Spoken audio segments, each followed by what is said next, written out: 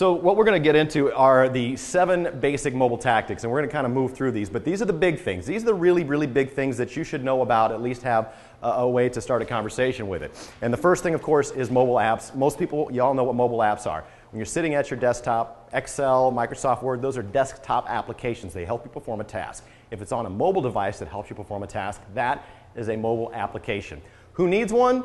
That always depends. I think Ingalls, I think Earthfare could have a mobile app and do very well with it. A lot of different things, just giving you product information or helping you use their product. But if you're a dentist and most people just call the dentist when they need it, well, or a carpet cleaning place, chances are you're just gonna, waste your money doing an app because, if 6 people download it and you spent 4 or 5 grand to put it together, that's not getting a big return on your investment. Where do you get one? Lots of places. Right here in Asheville, there are people who can design them for you, very talented people. And also, if you want to go national, we have a lot of vendors who, will do it for you here in the States. And if you really are just about the bottom line, we can get it coded for you in the Middle East or over in Indonesia for $11 an hour to get your app coded, and it's going to turn out to be a pretty dang good application. So it just depends on what your strategy is. If you're Earthfare, chances are you're going to want to have it done locally. If you're some guy who's really just worried about his bottom line and that's a tool to use your business, you know what? Nothing wrong with $11.50 an hour over in Indonesia or India getting it coded for you. 77 billion downloads of apps, according to Pew Research, coming up by 2014. We're all pushing apps. We're all pushing apps. So mobile apps, the first big thing of a mobile tactic. Not everybody needs one, but they certainly are all the rage.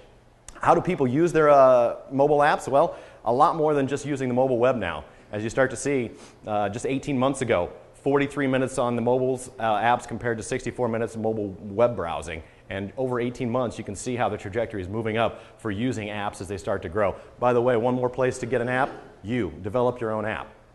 AB Tech has an amazing, they just started it this fall, 48 credit hours, mobile app development right here in Asheville at AB Tech. It's an amazing thing, and I think about biting the bullet and saying, you know what, I'll knock it out in a year and a half, but I don't want to sit around and code all day. That just doesn't seem like me.